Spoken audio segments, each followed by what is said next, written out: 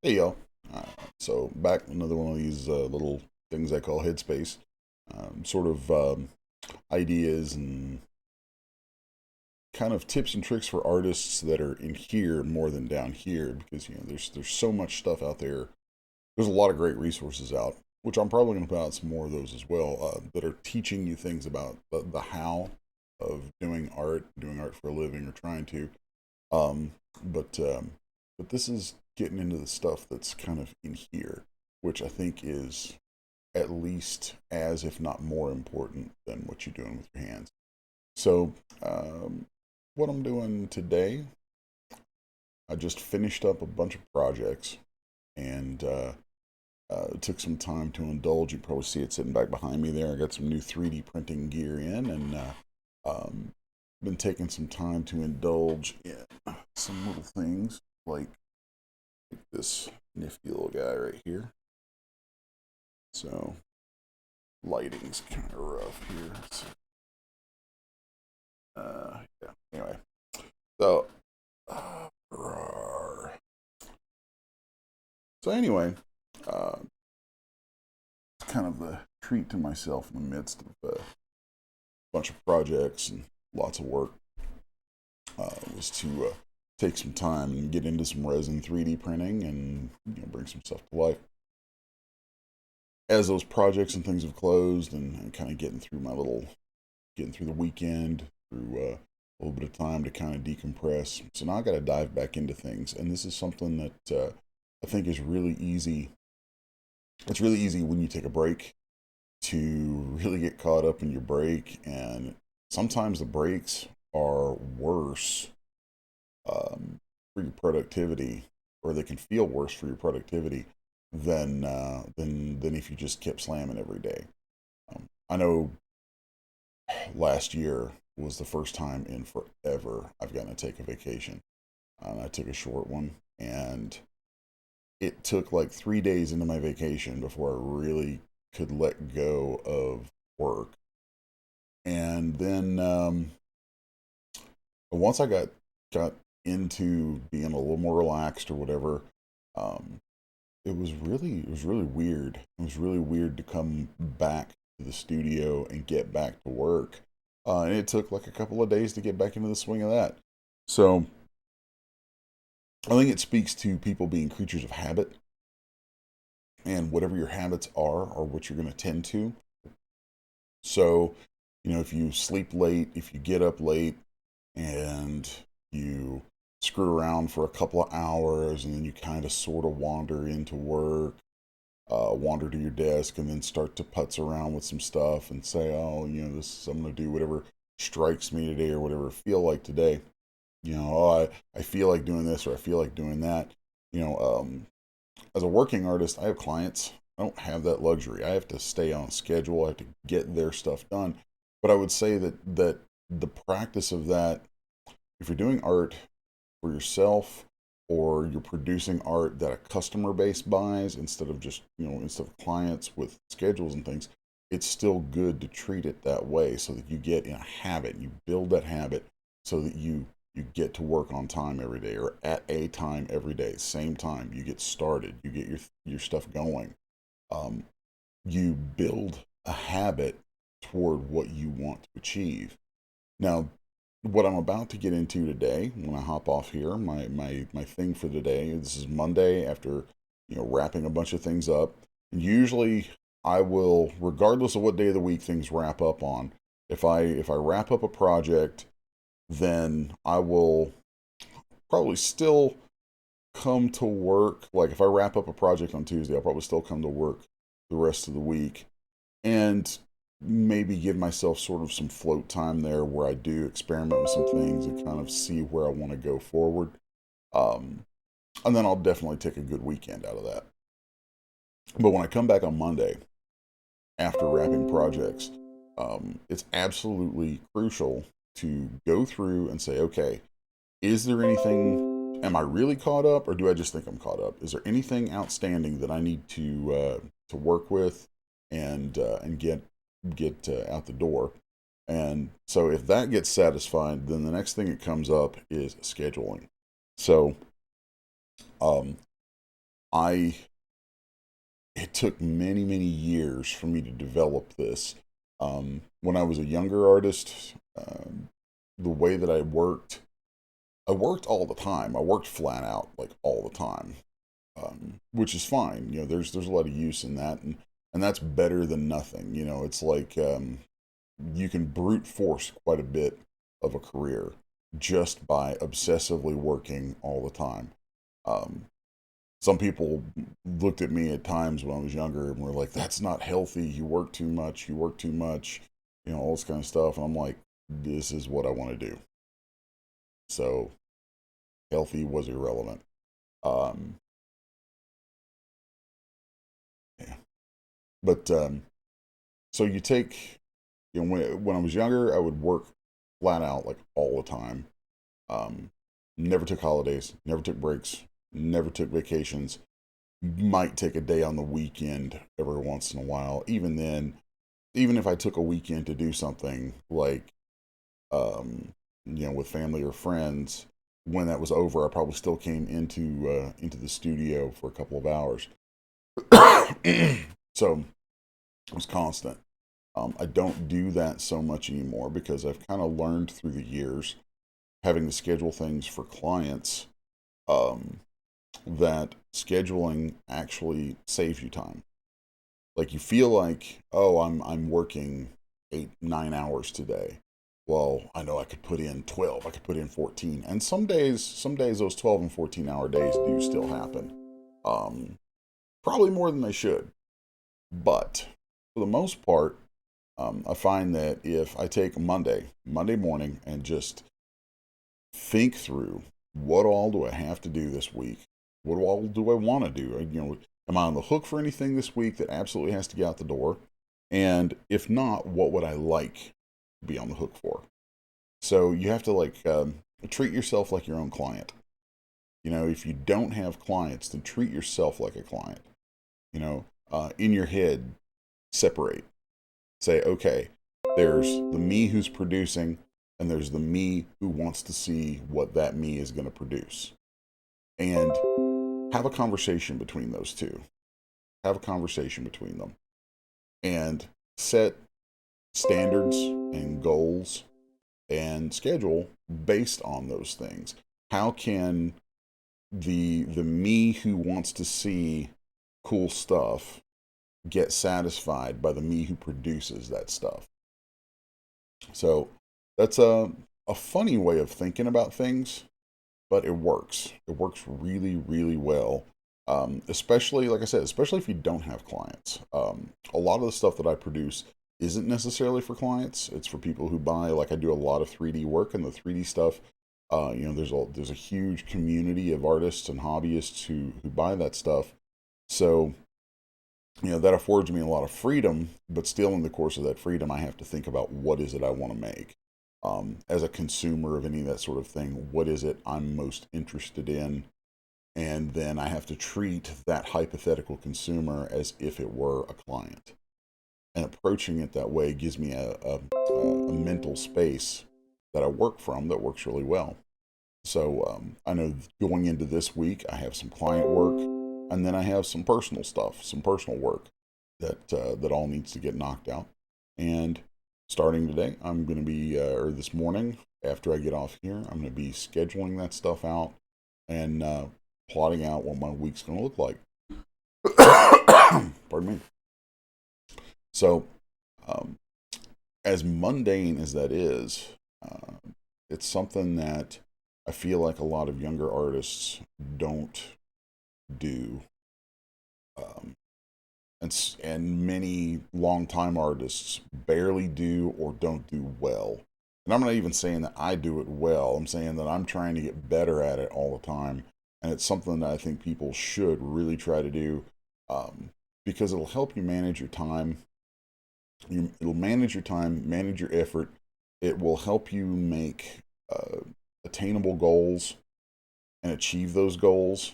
And every time you achieve one of those goals, you know, you get this little dopamine hit.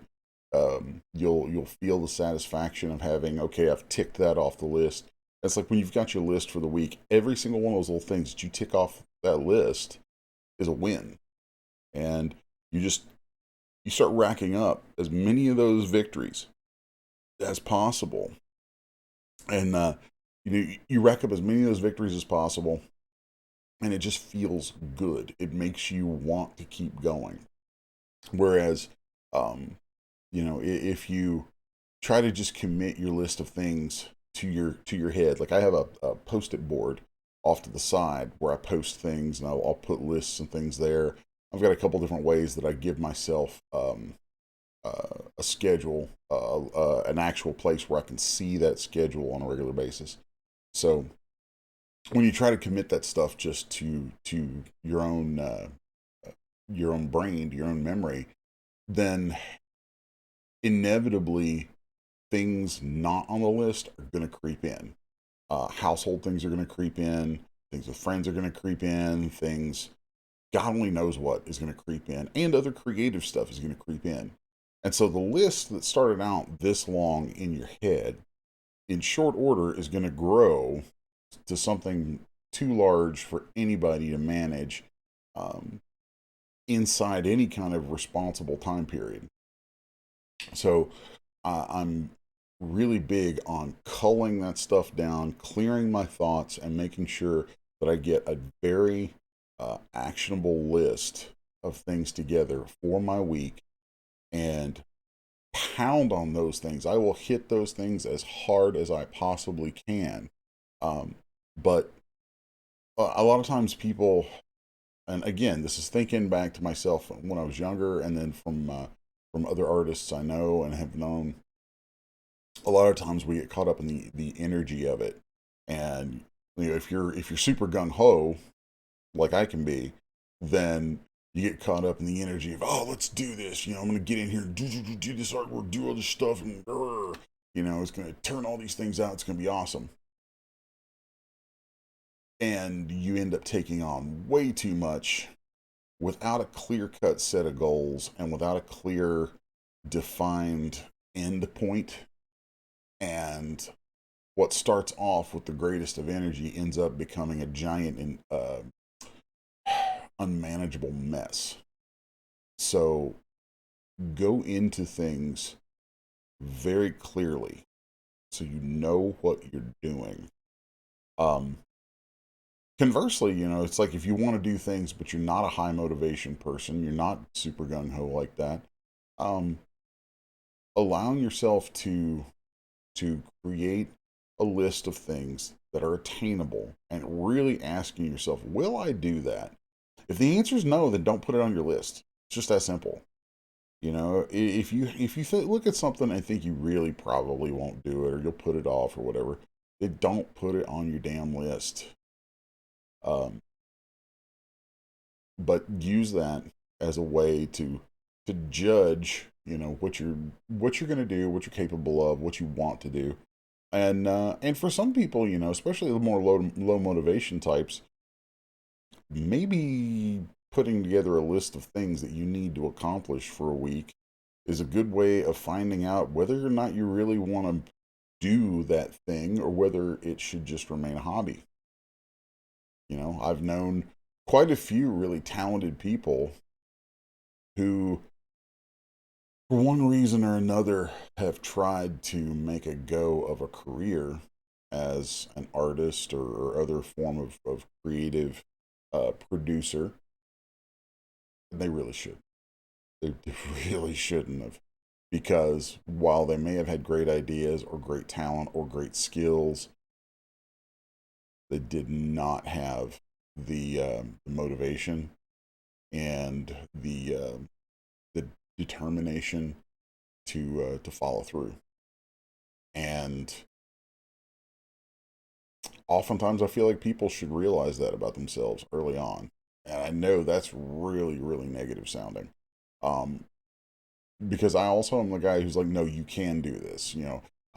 It's kind of a double edged sword here. It's like there's two sides to this deal where if you if you really are just super low motivation person about whatever creative thing it is you think you want to try to do, you're somebody who's like drawn a lot, since you were a kid or whatever, and you've got people telling you, oh, you should do that, or you think I should do that. and then you push into it and it doesn't feel right, or you just don't find yourself interested enough to really push on it, then don't.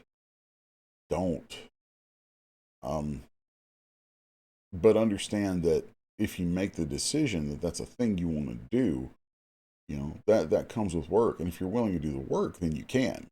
I firmly believe anybody can make um, a great career as an artist, as a writer, as a musician. All of those things, they all seem like long shots, and I guess to a degree they are, but they're only long shots because of, I guess, a lot of people quit. A lot of people probably should quit because it's funny. There's a lot of people who turn out material. There's a lot of people with a great deal of determination and a headstrong attitude and want to push forward, have tons of motivation, but apply those things to the wrong places and don't elevate their work to the quality level that it should be at in order to make something really, really good. Um, and then those people feel like, well, I had the drive, I had the determination, but you just can't do this. It's like, no, you applied those things to the wrong damn places. It's like apply those first to your skills, then to everything else. You know, um, sometimes people just get those priorities mixed up. And then there are people who have tremendous natural talent who they drive me nuts. It's like they barely have to try and they just turn out amazing looking stuff. And because they do that, a lot of folks will tell them, "Oh, you should do this," and they might get some doors open. They might even get a little bit of a start, but at some point they find out. A lot of them know. At some point they find out it's work. It's work. Doing the stuff is work. Whether it's drawing comics, doing portraits, doing concept art, doing 3D, whatever it is, it's work. And some of the I call them the natural artists. Some of the natural artists, um, they fall away because the work part, is not something they're into. And to those people, I say, keep doing what you do. Just do it as you want to do it, and that's fine. Let that be what it'll be. There's no there's room in this world for everybody to have an artistic endeavor, a thing that they do, and enjoy it for themselves. And that's like the first most important part. If you're someone like me who said, I want this to be what pays my bills, I want to do this all the time. That's all I want to do day to day to day to day to day. Um, it's like it's like a top tier NBA player. Those guys, the really good ones. Yeah, every once in a while you get some stupid fluke who can leap like a freaking gazelle or whatever. But that's not the case with most. Most have to work constantly. They're shooting those balls all the time. It's like they're obsessively working. Scientists, somebody who's a great inventor, somebody like one of my favorite people to listen to is Elon Musk. You look at him and his work ethic. Guy works all the time. Guy works all the time, flat out. Well, it's no different for us as artists than it is for those basketball players or for somebody like Elon Musk or right on down the line. If you seek to have an income, a career, a life supporting income at something that everyone can see is demonstrably difficult, guess what? That means you're going to have to work. You have to work. Actually, going to have to plug in the effort at that thing. So, part of that, which kind of brings me back around. See, I went off on a tangent. Now coming back around. I do that a lot, and as you see more videos from me, you'll find that a lot. Um, the thing that that brings me back around to, um, You're gonna have to work. Work is a part of things. Love the work. Learn to love the work. But don't be silly about it. Don't be stupid about it. Don't just be like, oh yeah, okay, cool. I gotta work. I gotta work. Oh, okay, let's work. With no plan. Okay. If you've got the spirit, you've got the energy to get in there and do the work, that's great. That's great. That's your beginning. And that's better than nothing. That's better than a lot of people have, because a lot of people have zero motivation, zero gumption, zero go get them, none of that. So if you have that, you're on the path. You're on the right route. Um, but my Monday morning message that relates to that, and where that brings us to, is you could be a go getter, but be a smart go getter. Plan. Understand your plan is probably going to go sideways. It may go sideways almost as soon as you start it, but a failed plan is better than no plan. And a plan can be altered. Make your schedule, plan your week, plan it out, and don't make a plan that is like that's a slave driver to you. Don't treat your schedule as if it were a taskmaster, but it is a guide for the successes you want to hit throughout your week. Okay? Finishing projects, getting things out the door, those are successes. And you want those. You want those. And you want to create a schedule that's going to let you get as many of those as you can. It's going to plot your course to those. A little honest self-reflection, thinking about how uh, how you go about finishing project A. You say you've got a project, and you can tell, it's like you say you know what you're doing, so you know how that project's going to get finished. Well, some honest self-reflection and looking at that and going, okay, this is going to take this much time. It's probably going to have these pratfalls. I'm going to have software crashes probably happen 3-4 times somewhere along the way, because software crashes do happen. I'm going to have X, Y, or Z. I'm going to have to pad that with enough time to figure in for whatever external BS is going to drag me away from it at some point, and things do. Allow the experience of life to give you a give you a lens through which you can look at these things and then go, okay, this is about how long this is going to take.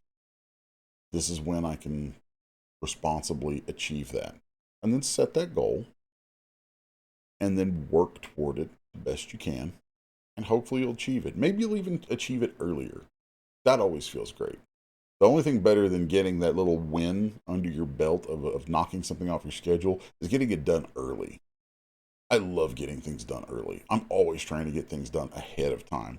The further ahead of time I can get things done, means either I have more time to work on more things, be more productive. If I get all my stuff for the week done by Wednesday, that means I've got Thursday and Friday that I can either work on more projects for clients. I can call folks up and say, hey, I was going to do this, but we talked and we were going to reschedule or whatever. Well, now my schedule's open. And then you could take on the work, or you can put personal work on deck and work on your own creative stuff for that time, which is really, really powerful. Really powerful. So that's kind of my message for the day, though, is like, think about scheduling. Seems like such a boring thing, but it's such a great tool. Scheduling, making a list, sticking to it, and treating it as little goalposts for yourself throughout the week. So that's my Headspace message for this Monday, whatever today is. I haven't looked at the date yet. I live Monday through Friday, not really by the numbers that much. So anyway, that's my message. Hope you dig it, and hope you keep watching these and watch out for other videos I'm going to be doing. So got plans to do some tutorials, maybe some live streams and things like that. Just kind of expanding what I do on the channel. So thanks. Later.